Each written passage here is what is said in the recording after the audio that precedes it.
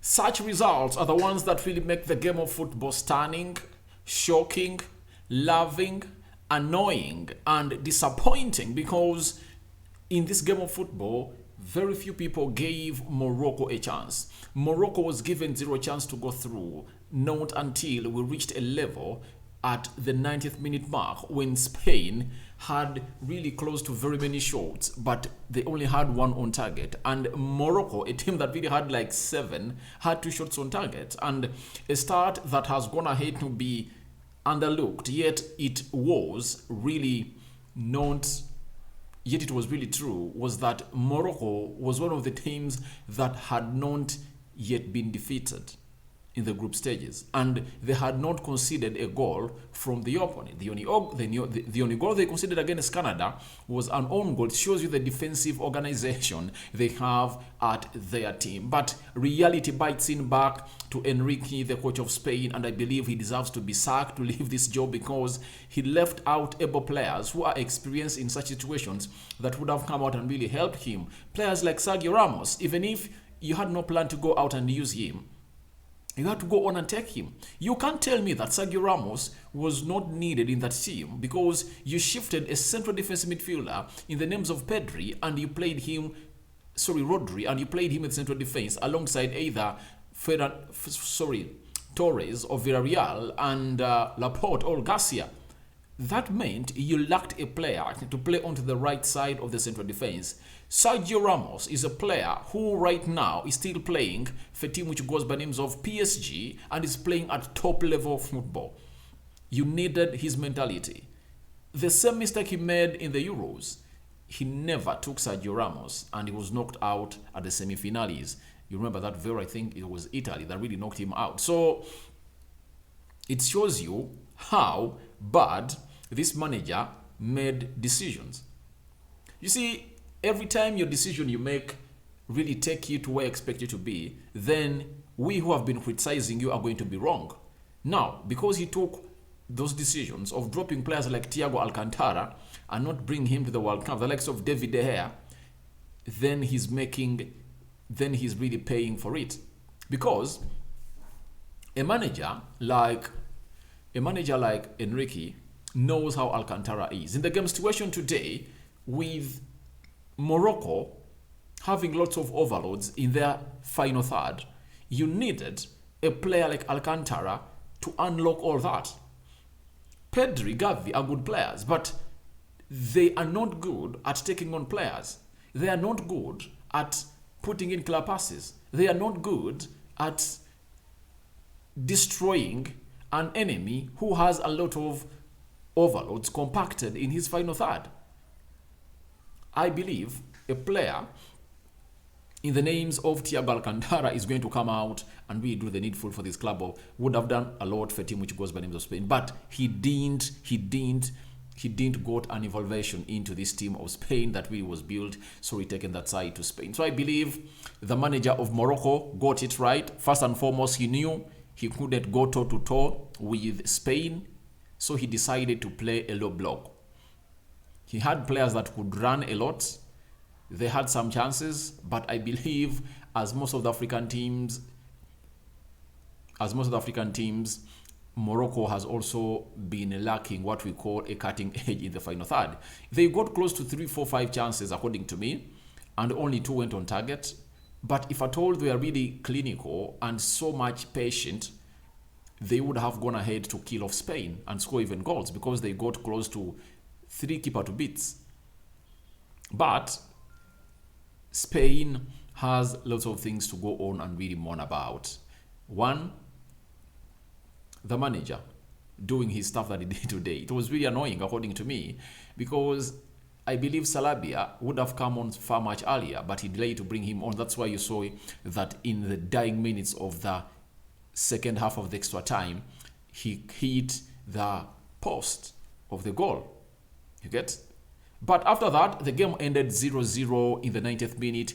We went into the extra 30 minutes to make it 120. The game ended 0-0 and we went to penalties. And I was here seated alone watching this game of football. But inside me, I had a belief in these Arabian countries in taking penalties. I know them. I've seen them when they come out and start taking penalties, you only have a chance of them missing just one. So your first option to knock them out is for yourself to do a favor by going ahead to score 5. If you score 5, then you can knock them out. You get?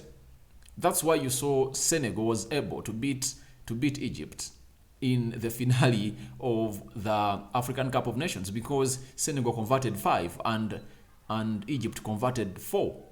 That's it. But there is no way out. There is no way out. I knew Morocco, the least they would convert was 4.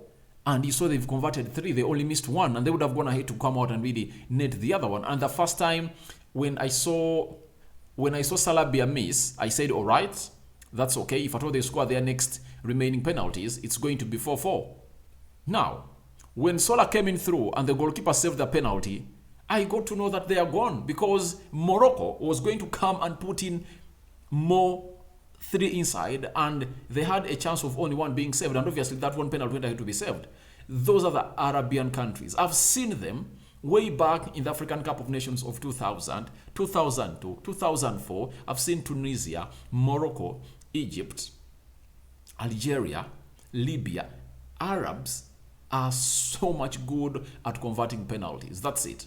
That's it. It's in their DNA. They take penalties. And way back, when I saw Morocco in that African Cup of Nations of 2002, I saw Morocco convert close to 5 penalties, and they took them in the same direction. They never changed. By the time they had Mustafa Haji, one of the best defenders I've seen in the African continent ever. He was really great. They took 5 penalties. So I got to know that they had no chance to come out and really stop a side which goes by names of Morocco. First, they had gained momentum. Secondly, their spirits were high. Why? They had stopped up one of the elite teams in the world to score past them, meaning that when they went to the penalties, the spirits of the players of Spain were down and those of Morocco were high. Because for them, even if they were knocked out in penalties, it would have been a win for them. When they went to the extra time, I said it's a win for Morocco. Morocco holding Spain to the extra time is a win for them. When you look at the quality that Spain is having, and let me show you the stats, why it's a win for this team. This is the reason. Let me bring you these stats, and you know why I'm saying they had to go on and really celebrate, even if Spain would have really scored against them in the extra time. Because look at those stats.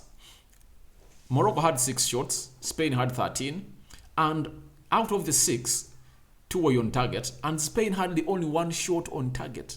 1 shot on target. Spain, the entire Spain, with all the attacking force of Morata, Marcos Asensio, Gavi, Pedri, and very many others, the French players of this world, they couldn't get more shots on target. Now, 23% ball possession by Morocco, 77% ball possession by Spain, 304 passes completed by Morocco, 1,019 passes completed by Spain, 71% ball passing accuracy, 90% accuracy by Spain, 15 fouls by Morocco, 14 by Spain, 1 yellow card to each side, 0 red cards for both sides, 5 offsides for Morocco, 4 for Spain, 0 corners for Morocco, and 8 for Spain. So it shows you that everything went in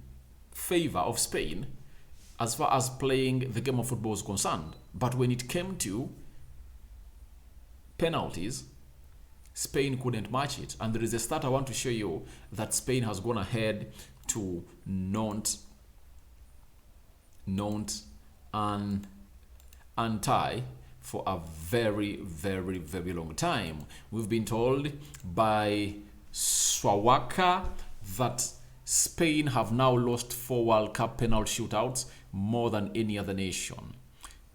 In 1986, they lost 5-4 to Belgium.